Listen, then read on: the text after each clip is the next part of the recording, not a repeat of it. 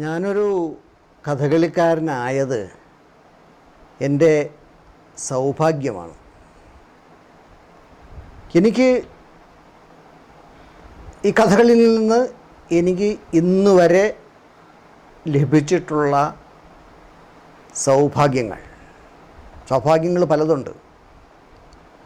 സാമ്പത്തികമായ ആവാം, അവസരങ്ങളാവാം, പ്രോത്സാഹനങ്ങളാകാം, യാത്രകളാകാം, പുകഴ്ത്തലുകളാകാം. ഇതൊക്കെ എനിക്ക് ധാരാളം കിട്ടിയിട്ടുണ്ട് എന്ന് വേണം കരുതാൻ.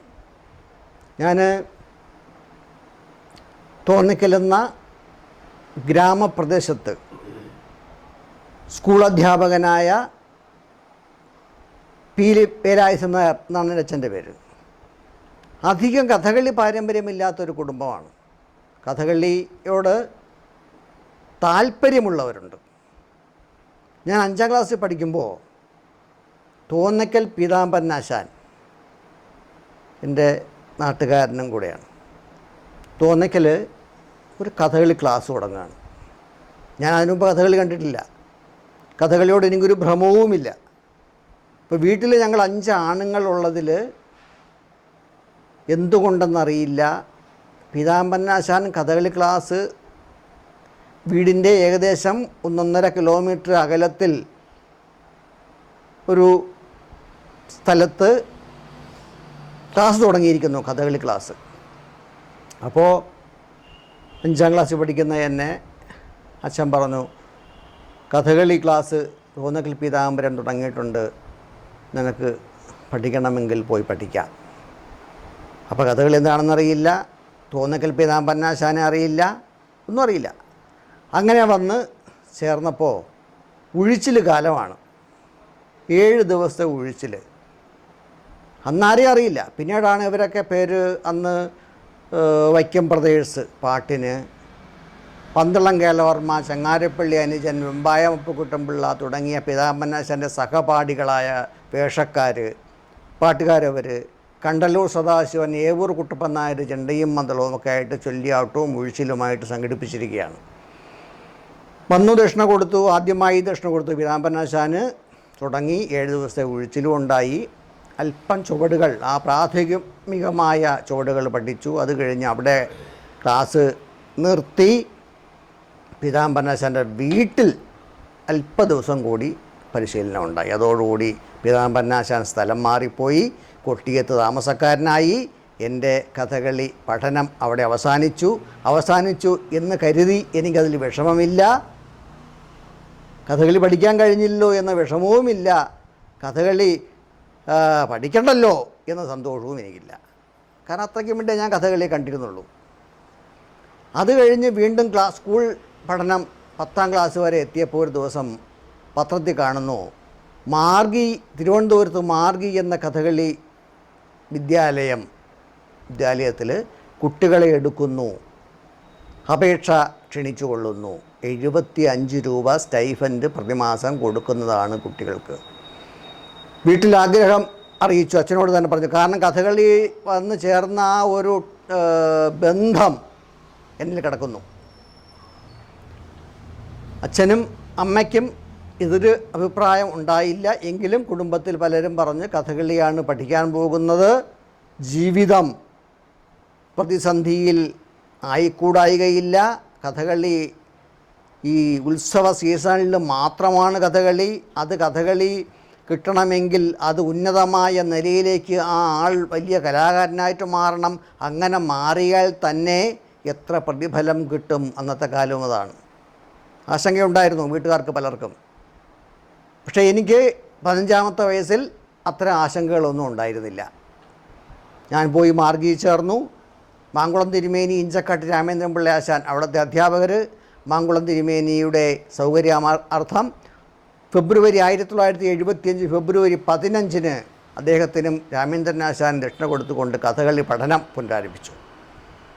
2 കൊല്ലം കഴിഞ്ഞ് 1977 ആയപ്പോൾ രുക്മിണി സ്വയംവരം അരങ്ങേറ്റം. എന്നെ കൂടാതെ മാവേലിക്കരയുള്ള ഒരു നാരായണൻ നമ്പൂതിരിയും ഉണ്ടായിരുന്നു. കൂടാതെ മാർഗിയിൽ കായംകുളത്തുള്ള വിജയനെന്നും മുരളിയെന്നും 2 പേര് അവർ കായംകുളത്ത് തിരുമേനിയുടെ വിദ്യാലയത്തിൽ പഠിച്ചവരാണ്. ആ വിദ്യാലയം തിരുവനന്തപുരത്തേക്ക് മാറിയപ്പോൾ അവരും ഇങ്ങോട്ട് മാറി എൻ്റെ സീനിയറായിട്ട്. അപ്പോൾ നാരായണൻ നമ്പൂതിരിയുടെയും എൻ്റെയും അരങ്ങേറ്റം നാരായണൻ നമ്പൂതിരിയുടെ ശ്രീകൃഷ്ണൻ രുക്മിണി സ്വയംവരത്തിലെ പിന്നെ ഒരു പ്രധാന വേഷം രുക്മിണിയാണ് വേണ്ടത്. മാങ്കുളം തിരുമേനിയാണ് പ്രധാന ഗുരുനാഥനും സുന്ദര ബ്രാഹ്മണനും. ഇഞ്ചക്കാട് രാമേന്ദ്രനാശാൻ്റെ ശിശുപാലനാണ്. പിന്നെ ഒരു പുരുഷവേഷം, അരങ്ങേറ്റക്കാരന് പുരുഷവേഷം വേണം എന്ന് നിർബന്ധമില്ലെങ്കിലും കൂടുതലും ചെയ്യുന്നത് അതാണ്. അപൂർവം ചിലർ സ്ത്രീവേഷം കിട്ടി അരങ്ങേറ്റം കുറിച്ചിട്ടുണ്ട്. അപ്പോൾ രുക്മിണിയാക്കാം, പിന്നെ ഒരു സ്ത്രീവേഷമാണല്ലോ പ്രധാന സ്ത്രീവേഷം. അപ്പോൾ എന്നോട് ചോദിച്ചപ്പോൾ ഞാൻ പറഞ്ഞത് സ്ത്രീവേഷം വേണ്ട എന്നാണ്. അങ്ങനെ രുക്മിണിയാക്കി നിശ്ചയിച്ചു. അരങ്ങേറ്റം ഉണ്ടായി. അത് മുഴുവിപ്പിക്കാൻ, ആദ്യത്തെ രംഗം മുഴുവിപ്പിക്കാൻ എനിക്ക് കഴിഞ്ഞില്ല. അതിനു മുമ്പ് ബോധരഹിതനായി സ്റ്റേജിൽ തന്നെ നിലംപതിച്ചു. അനാരോഗ്യം, കെട്ടുകൾ, മനോലിയുടെ ഗന്ധം, കൂടുതൽ എനർജറ്റിക്കായിട്ടുള്ള രംഗമാണ്. എന്തായാലും എനിക്ക് ആ രംഗം മുഴുവിപ്പിക്കാൻ കഴിഞ്ഞില്ല. പിന്നീട് മാർഗിയിലെ എല്ലാ മാസവും കളികൾക്ക് പങ്കെടുക്കുകയും മാങ്കുളം തിരുമേനി പറഞ്ഞു സ്ത്രീവേഷം കൂടുതൽ യോജിക്കും എന്നാണ് അദ്ദേഹത്തിൻ്റെ അഭിപ്രായം പറഞ്ഞത്. പിന്നീട് സ്ത്രീവേഷത്തിൻ്റെ പാതയിലേക്ക് വരുന്നു. 1980 പത്മശ്രീ കലാമണ്ഡലം കൃഷ്ണനായരാശാൻ മാർഗിയിലെ അധ്യാപകനായിട്ട് വരുന്നു. 79 ആയപ്പോഴത്തേക്കും മാങ്കുളം തിരുമേനി മാർഗിയിൽ നിന്ന് മാറുകയും പിന്നെ അധ്യാപകനായിട്ട് വന്നത് കൃഷ്ണനായരാശാനാണ്. പിന്നെ തുടർന്ന് കൃഷ്ണനായരാശാൻ്റെ അടുക്കൽ ആണ് അഭ്യാസം ഉണ്ടായത്. കഥകളിയിലെ ചിട്ടപ്രധാനമായ എല്ലാ സ്ത്രീവേഷങ്ങളും വളരെ ഗൗരവത്തോടെ തന്നെ പഠിപ്പിക്കുകയും ചെയ്ത് അതിൽ ആ പഠിക്കുക മാത്രമല്ല അതിനുള്ള വേദികളും അവിടെ തന്നെ ഉണ്ടായി. അങ്ങനെ ചിട്ടപ്രധാനമായ കഥകളി വേഷങ്ങൾ ചെയ്യാനും അതിനെക്കുറിച്ച് കൂടുതൽ പഠിക്കാനും കഴിഞ്ഞു എന്നുള്ളത് കൃഷ്ണനായരാശാൻ്റെ വരവോടെയാണ് സാധ്യമായത്.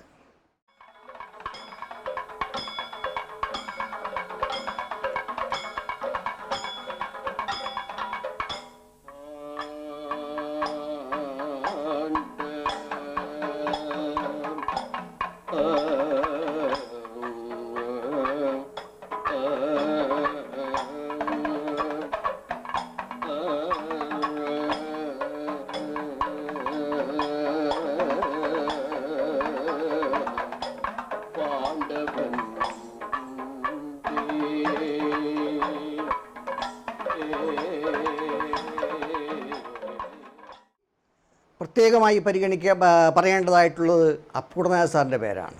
ഡി അപ്പുക്കുട്ടൻ നായർ എന്ന ചീഫ് എഞ്ചിനീയറാണ് മാർഗി എന്ന സ്ഥാപനം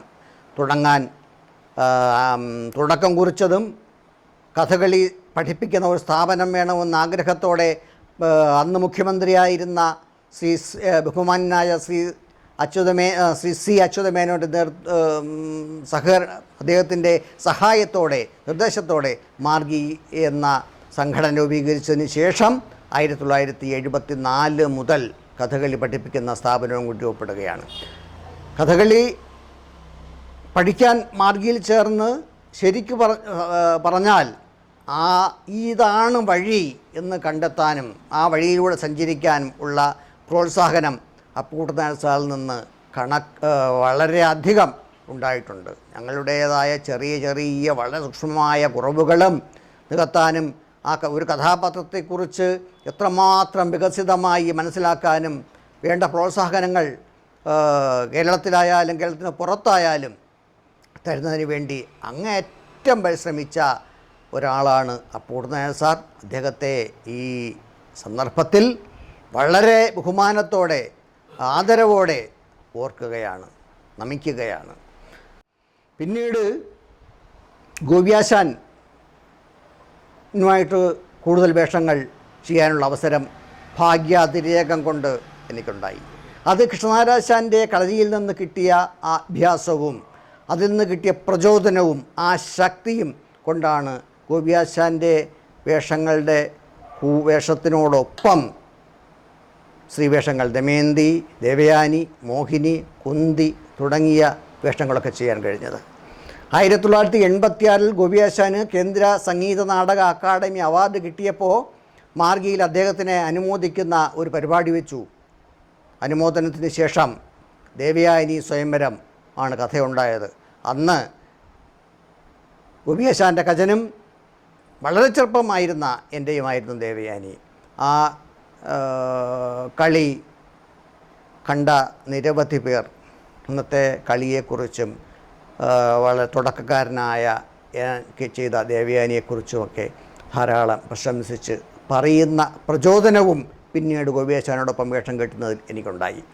ഗോപിയാശാനോടൊപ്പം വേഷം കെട്ടുന്ന അനവധി അരങ്ങ് അനുഭവങ്ങൾ എൻ്റെ കലാപരമായ വളർച്ചയ്ക്ക് സഹായിച്ചിട്ടുണ്ട് എന്നുള്ളത് വസ്തുതയാണ്. ഏറ്റവും കൂടുതൽ ആശാനോടൊപ്പം കൂടിച്ചേർന്ന് പോയിട്ടുള്ളത് നളയരുതൻ 2-ാം ദിവസത്തെ നളനും ദമയന്തിയുമാണ്. അതിൽ നിന്ന് ആദ്യത്തെ രംഗത്തിൽ നിന്ന് കുവലയ വിലോചന രംഗം, ആദ്യത്തെ രംഗത്തിൽ നിന്ന് ആശാൻ്റെ നളൻ്റെ കൂടെ ദമയന്തി കെട്ടിച്ചെന്ന് നിൽക്കുമ്പോൾ ഉണ്ടാകുന്ന അനുഭവം വാക്കുകൾക്ക് അതീതമാണ്. അത്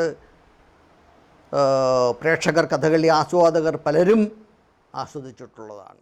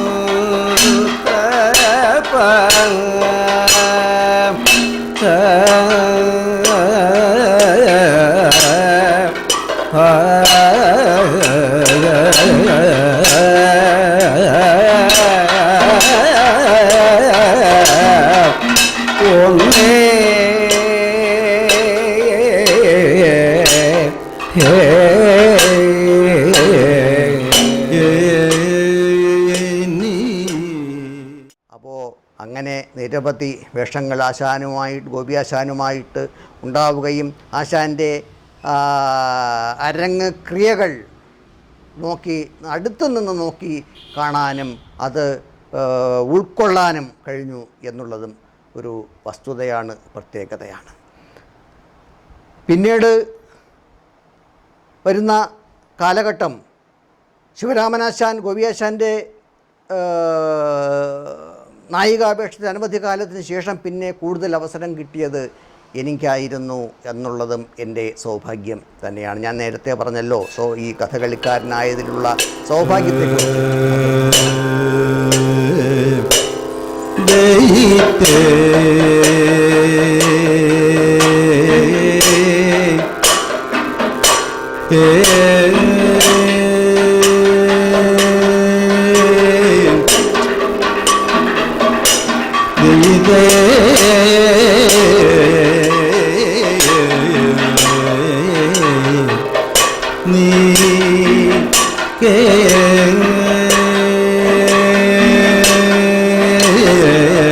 Come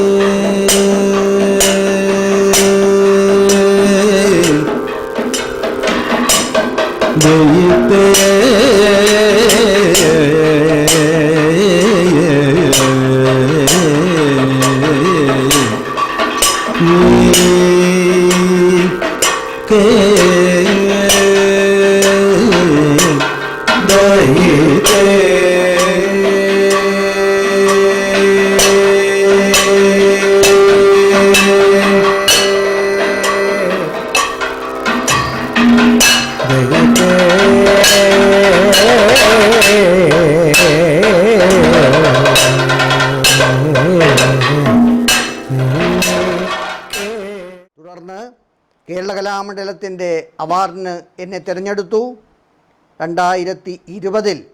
അതിനുശേഷം കേരള സംഗീത നാടക അക്കാദമിയുടെ ഗുരുപൂജ അവാർഡിന് എന്നെ തിരഞ്ഞെടുത്തു. ഇപ്പോൾ കേന്ദ്ര സംഗീത നാടക അക്കാദമിയുടെ അവാർഡിന് തിരഞ്ഞെടുക്കുകയും നമ്മുടെ രാജ്യത്തിൻ്റെ പ്രഥമ വ്യക്തിത്വമായ രാഷ്ട്രപതി ആരാധ്യനായ ദ്രൗപദി മുർമുവിൻ്റെ അടുക്കൽ ചെന്ന് അവരുടെ പ്രശംസാ വാക്കുകൾ കേൾക്കാനും അവരിൽ നിന്ന് ആ ബഹുമതി ആ കരങ്ങളിലൂടെ സ്വീകരിക്കാനും കഴിഞ്ഞു എന്നുള്ളതും മഹാപുണ്യം. കഥകളിക്കാരനായതുകൊണ്ട് മാത്രം സാധിച്ച സുഹൃതം പുണ്യം. കഥകളിയിൽ സ്ത്രീവേഷം ആണ് എൻ്റെ മേഖല. എല്ലാ സ്ത്രീവേഷങ്ങളും പ്രധാനവും അപ്രധാനവും ആയ എല്ലാ സ്ത്രീവേഷങ്ങളും ഇത് ചെയ്തിട്ടുണ്ട്. ചെയ്യാത്തതായ വേഷങ്ങൾ ഒന്നും തന്നെ സ്ത്രീവേഷങ്ങളൊന്നും തന്നെയില്ല. എങ്കിലും മിനുക്ക് എന്ന മേഖല സ്ത്രീവേഷങ്ങളെ കൂടാതെ മിനുക്കിൻ്റെ ഭാഗത്തേക്ക് സന്താനഗോപാലത്തെ ബ്രാഹ്മണനായാലും സുദേവനായാലും കുചേലനായാലും സുന്ദരബ്രാഹ്മണനായാലും ഒക്കെ ചെയ്ത് വരുന്നുണ്ട്. അതെല്ലാം മിനുക്ക് വേഷത്തിൻ്റെ ഗണത്തിൽ പെടുന്നതുമാണല്ലോ. സ്ത്രീവേഷത്തിൽ തന്നെ ചിട്ടപ്രധാനമായ വേഷങ്ങൾ വളരെ കുറവാണ്. ഒരു കൃമീരവധത്തിൽ എഴുത, കാലകീയത്തിൽ ഉർവശി, നരകാസുരത്തിൽ എഴുത, ഭഗവതത്തിൽ എഴുത, ഇങ്ങനെ വളരെ എണ്ണപ്പെട്ടത് വിരലെണ്ണാവുന്നത് മാത്രമാണ്. ഇതിൽ തന്നെ വളരെ വെല്ലുവിളി ഉയർത്തുന്ന വേഷങ്ങൾ ഒന്നാണ് ഉർവശിയും കൃമീരവത്തെ ലളിതയും. ചിട്ടപ്രധാനമായ വേഷങ്ങളിൽ അതിൻ്റെ ഉർവശിയുടെ അഭിനയ സാധ്യതയെക്കുറിച്ച് വളരെ ദീർഘമായി പറയേണ്ടതായിട്ടുണ്ട്. അതുകൊണ്ട് ആ ഭാഗം വളരെ വിസ്തരിച്ച് പറയുന്നില്ലെങ്കിലും അതിൻ്റെ ആ ചിട്ട തെറ്റാതിരിക്കുകയും ഭാവത്തിൻ്റെ പൂർണ്ണതയിലെത്തിക്കുകയും ചെയ്യുക എന്ന് പറയുന്നത് ഒരു വേഷക്കാരനെ സംബന്ധിച്ച് വളരെ വെല്ലുവിളി ഉയർത്തുന്നതാണ്. അതുപോലെ തന്നെ കൃമീരവത്തിൽ ലളിതയുടെ കഥാപാത്രം സിംഹിക എന്ന രാക്ഷസിയുടെ പരുഷമായ ആ രാക്ഷസീയത, പ്രതികാരത്തിൻ്റെ ആ ഭാവം കൊണ്ടുവരികയും പാഞ്ചാലിയുടെ മുന്നിൽ ലാളിത്യമായ ഒരു ഭാവത്തിൽ ശൃംഗാരഭാവം പ്രകടിപ്പിക്കുകയും ചെയ്യുക എന്നുള്ളതും അത് വെല്ലുവിളി തന്നെയാണ്.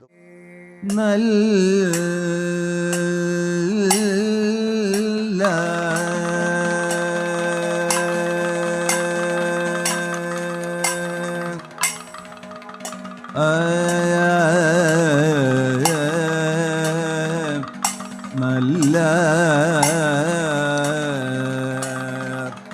കോല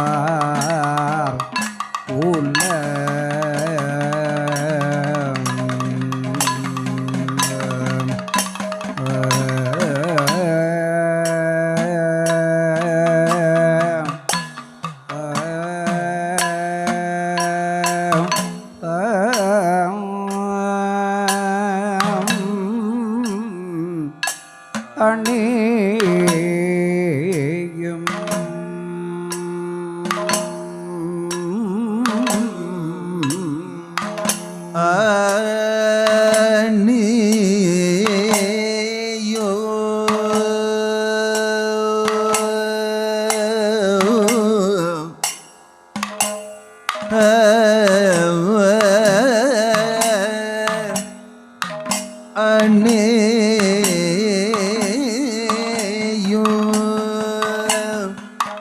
മൗലേ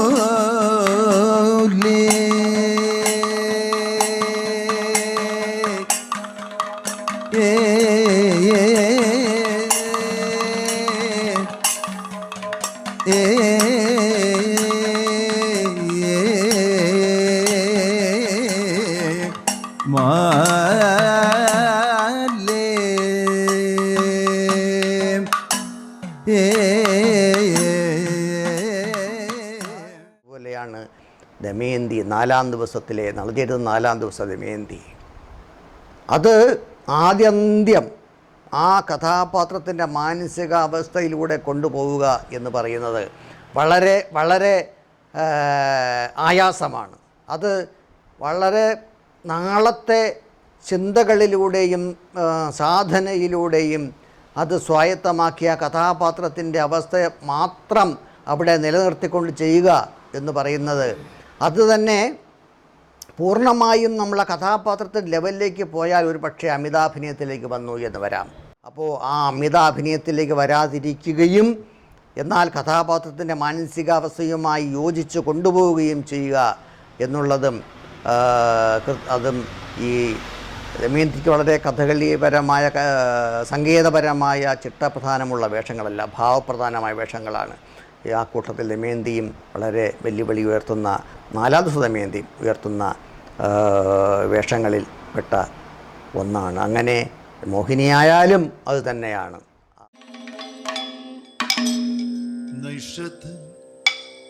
ഇവൻ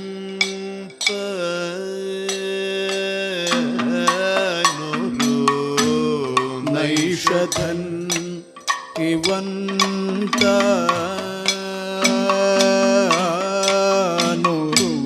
നൈഷധൻ ഇവൻ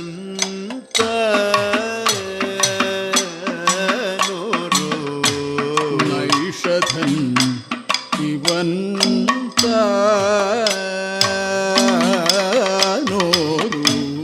നൈഷധൻ ഇവൾ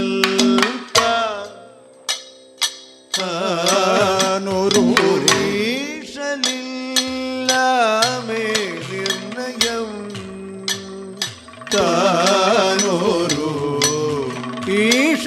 ഈശലില്ലാമേ നിർണയം താനോരോ ഈശലില്ലാമേ നിർണയം